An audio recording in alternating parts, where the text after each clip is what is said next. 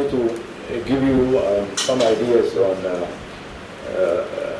this issue of agriculture. I mean, in our countries here, sometimes we think agriculture is just grains and crops. Agriculture is more than that. So what I will do after this discussion of the dirt and energy, so energy has to go somewhere. I think agriculture is an area that is from energy, especially agro-industry, and to expand on those. This is outlines. I will start with summary, not summary, but key message maybe, and then I will continue with it. Unlocking. So when you see unlocking, there are some blocks. So we have to identify and define those blocks. What are those blocks that can help us to tap on those potentials? This is one of them.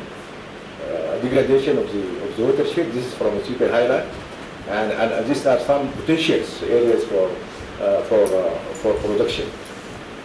Potentials. What are the potentials? Here the issue is not about listing them. I think yesterday Dr. Salman enumerated some of them, all of them maybe. But the issue here is how to quantify and qualify them to be a business wise or commercial like to increase also trade between the countries. So quantifications and qualifications also is very important for the potentials. Eastern Nile Basin, now we know the Eastern Nile Basin, so we know our playground. We have to try to operate on that region to feed. I think the sources are many. A region, we know the region and beyond. I think we can. Sudan, 1997 FAO food summit. They said Sudan, mentioned Sudan among 4 countries in the world to close the gap of food. Sudan, I think Australia and Canada, so 4 of them, and they have the potential to close that gap. Then to unlock, you have to have some keys. If you know the locks, then you have to unlock, you have some sort of keys, and these are single keys. The approach, the institutions, and the finance. And both of them, you can say at different levels we have them. So we have approach, but not yet well operationalized institutions. We have intro, we have the national country institutions, finance is there. So we have to also try to tap on the resources as we are going. So the idea here, we need to talk about ideas and concepts, and not about just numbers, and we have to have some strategies to move forward. What are the facts? Water is finite, this is a fact, and yesterday Dr. Salman also talked about Debr's principles, the 4 of them. Water is finite, participation, women, and the issue of economy of water resources. Climate change is a reality, not disputable, mainly affect water and related environment or natural resources. 80% of the impacts of climate change is water related. And our production also climate sensitive, our rural areas especially, and 70% of the population are in rural areas. So they are affected very much with most of them agrarian. So to move forward, we have to move collectively. So we have to cooperate and we have to adapt. I think cooperation could be part of the adaptation to climate change mechanisms. So it is, we have to understand it like that. And this shows you from Ethiopia. You see how the climate impacts the GDP and how the rainfall or the GDP tracks the precipitation in the Ethiopian country. This is from the World Bank. Limits on options. We don't have leverage to have many options. I think the only option we have is to cooperate. Dynamism. We have to look to the global order. Things are changing around us, and we have to also to see where we place our countries and our region. What to do? I leave it. We can discuss it later. This is the climate issue. And as we said, this is a reality. We are not immune from this phenomena. This is Moridar in Australia. This is what we have in Lake Chad, and this is Aral River. So we are not immune, and we are not far from this. So let us try joint hand to try to avoid any future. If our dams will be like this or like this will be a great threat and a great problem. Some supporting statements. African Development Bank 10-year strategy, they are stated clearly that a transboundary water resources basin is for regional integration. It is a unique opportunity, so I think we have to build on this. And also indicated is central to sustainable water and food. So this statement came from a huge amount of documents and validated. So we have to tap on this the resource. IUCN, International Union for Conservation of Nature, they also mention the same, that transboundary and the potential of basins in food, in water security, and so on. Even they go far, IUCN, they go far to say that ecosystem is infrastructures. We know the infrastructure only and dams and so on, but ecosystem also are infrastructures. The World Bank, this driver of the growth in Africa is agriculture. So I think we have to focus. And agriculture here means more than just crops.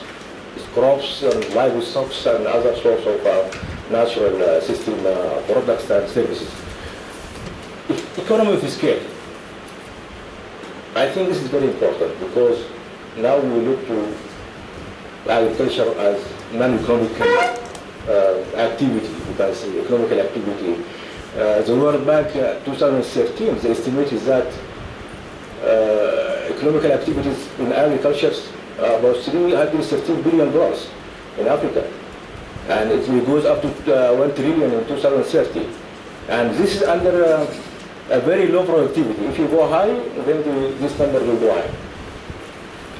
So from here you can conclude that joint actions are critical and needed for poverty reduction, for restoration, and for development. And potentially yesterday, I think it's mentioned a lot, and we know them. But the key issue here is only 20% of our water body has been utilized or has been yielded. And in Lake Tana, if I quote number, the fishery production is only 4% of the potential. So this is a good area. The question may be, what this deal with regional dimension? This is deal with integrated watershed management and development, deal with sustainability and equity. Approach, I think we have many of them. We have to select one and work on it. We should not work on all IWRM and next season. We have to select waterland ecosystem, waterland energy ecosystem. So we have to have our system. In Asia, in SADC, they have the one system and they work on it. And the issue here is try to be innovative and to have simple and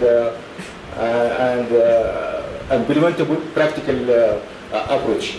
On institution, I think we have, Dr. Abdin, if you allow me, you have regular institution and national institutions. So we have ENTRO, and ENTRO could play more role as a think tank forum. That will help very much. On finance, finance is, as I said, is available. We have different sources. But let me just mention two areas. ALSF, yesterday we talked about land grabbing. And the problem with land grabbing is unfairness. So there is this African legal service facility helps countries with legal support in negotiation and contracts. And we have also African National Resource Center, and we have also African water facilities that do the same. We may have some integrated watershed management, finance, or fund, or whatever that we can pass deal with this. Let me just try. The key issue here is enabling environment. You have to get finance, you have to have the enabling environment. I mean, to have policies, you have legal legislations, and you have to have institutions, and you have to have mechanisms to implement those. Just Professor Abdin, 1 minute? No minute. Yeah. So I think the discussion it comes. Yeah. So this is from China experience. This is from other experience from USA, and you have good experience from India, Senegal, and Lesotho, Highland. Thank you so much. Thank you very much, Ahmed, also for linking this with what we heard. I think we have regional institutions. We can keep them, as I can see from the three of you. From Wapalem, I think he spoke about managing risks, and he tried to identify the risk. And even he told us there are hopes also, and there are also opportunities which we can take. But you have to learn to do more with less. In a sense, he came back and he focused on agriculture, which is really very important. Usually when I teach my students, I will tell them the most wasteful water element, but agriculture means really security, and food security is very important for the region, whether in MPI countries or even the Eastern Nile Basin. But we can always, it's the most flexible. Now China want to double its agricultural area just with the same amount of water. Now we have to learn how we're doing a lot of research on complementary irrigation, on having less water, which will bring more productivity. So this is really flexible, and thank you very much for bringing this. Ahmed also talked about the locks, and he told us what are those locks and how to open them, and I think it is really very important. I like also he talked about the institutional, and he talks that entry also, and all those institutions we can build of them. We may differ in certain things, but I think it is a must for cooperation. He talked also about evaluating the aspect of the thing. I mean, without the valuation and putting the economic value, you cannot do it. And I think this moves us from looking for water sharing to really benefit sharing. And this brings me also to a few notes in my 10 minutes, which I saw my three colleagues here, they put their argument very clearly, which I support fully, and I always admire the way, and I like also Opalem, he said that we should not start from zero. And we are not starting from zero. In fact, the MPI did not start from zero. Before it was the Nile, before it there was the projects in the upper Nile, where a lot of work is done there. But I just want to add really that, and I believe myself, I believe that cooperation is a must for survival. And cooperation is most beneficial and most profitable than conflicts. Conflicts are really good, means that losing a lot. And I believe also there is enough of us, even if you look to agriculture. Innocent told us here, they have a project in efficiency, and as you know, efficient water use is one of the Sustainable Development Goals for 2030, is that, and this is really a treasure where we talked about water harvesting. We talk about so many things. We talk about if we have benefit sharing, we may have agriculture and production in places where we can use less water. We can use, as I said, a supplemental thing. So personally, I believe is there. The question is that how could we create a win-win situation? And what I could see absent here in our meeting, which is an excellent meeting with so many different participants, is the concept of STI. Sustainable Science and Technology and Innovation. And this is the way where the Asian tigers, they did it, the other did it. I noticed that our thing is going small project and a small project here and there. I think we should have a policy towards that. I think in Sudan, we managed to put us last maybe 2 months ago that we have the Council of Ministers to come out with at least the policies on national policies on STI. And I think this is the way where all those things you are talking about could be fitted in water within that framework. And I think this is Abdin. And this is where we can get a win-win situation. We talk, but we didn't talk exactly. How are we going to make, for example, from Ethiopia, the power which is coming out? If in Egypt they are losing a little bit of power because of the good management of the overall Nile, for the benefit is compensated, or if Sudan is doing that, I think we should really have teams, from multidisciplinary teams to work. We are talking about it as a talk, but we did not put it, and then that is why we are leaving it at a higher stage of decision makers who they meet each other. They don't have the really scientific basis and the knowledge base where they can make the right decision. I personally believe that cooperation is a must. I believe that if we go through a win-win situation, well supported by science and the knowledge base, it can be done. I liked MBI with my 20 years in UNESCO. We believe that this is the way. And I remember when we started a project called Friends. Friends stands, the acronym is good, but here it is for regime of international.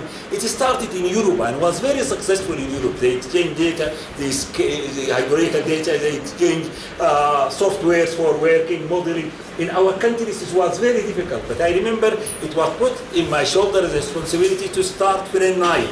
And I remember we had the meeting in Tanzania, and then we brought people from the water authorities and academicians. Those from the water authorities at the beginning, they said that we are talking about sciences, putting a scientific base. We brought you in order to know that we are driving with the service. And I think we have a little bit of things going that. And I think Friend Nile, usually Friend, you exchange data. And data in our countries is a big secret. And you hide why, if you want to go really, data should be really available for everybody in an annual yearbook showing the hydrological data. And UNESCO, really, it's not because I'm from UNESCO for the last 30 years or 20, but because I think the concept of UNESCO itself, it is building peace in the mind of people through education, science, and culture. But believe me, it was born in 1946. But 1948, they found that the most important project to be done is really arid zone, a project on arid zone, which started in 48 and continued to 64. And water was inside that. And as a result of that, they thought they need to put something on water. And that was the International Hydrological Decade, which started 1965 up to 1974, because they thought this is the lacking part. We don't have the information. We talk about things, but we don't have really. Even if we have it, we don't exchange it. We don't have it also accurately. There is a lot of development in that side, how to compensate for places where there is no data. By the way, Dr. Salman, from the IHD was born the conference which was in Stockholm. And then they linked water to environment. You cannot keep water away from biodiversity and from sea. And so that built also another program called MAP, Man and the Biosphere, which shows that how we can live from that. IUCN was born from that, which was mentioned in your talk. But more than that, when the decade ended in 74, they found that still we don't know a lot about water, and they started the International Hydrological Program, which is existing up to this day. I remember when I was there as the deputy director of this program, we started a program called PCCP, from potential to cooperation potential. And I remember when we started it, many countries, they were against it. They thought that we are going to talk about allocation, who should get that or no, that wasn't our purpose. And I think it contributed a lot in that direction. IHE, which was part of UNESCO, we started a project called Hydro Solidarity. And this is University of Addis Ababa and University of Khartoum, where and did different, about 5 or 6 or I think 8 PhDs in different scientific aspects, which shows that how science, even those projects, they told us we need to know more. And they are not only on what they call it the natural and the applied sciences. No, even the social sciences. Some of those PhDs were in social sciences. This is the area we need a lot of work if we want to tell our decision maker, because they fight with each other because they don't have the information. I don't want really to go more on this, but I thought this is something which is absent. I think we have now quite few in the Eastern Nile, quite few institutes and research centers. They are not enough. They are really peanut with our need. But if we work together, in Egypt, for example, the National Water Research Center has 12 institutes. I can see now in Ethiopia there are few things happening.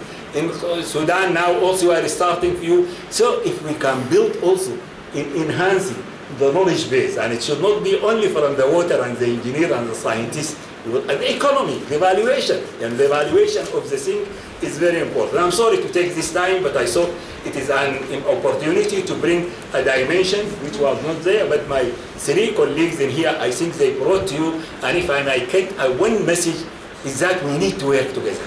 Let us really not look to what makes us different. Let us look where we can agree with each other. And I can see why MBI, considerate, or intro, or agriculture as the main element which we put to it. And I open now the floor for your wisdom and your participation, which is really very diverse and very good. floor is open. Well, then we'll start.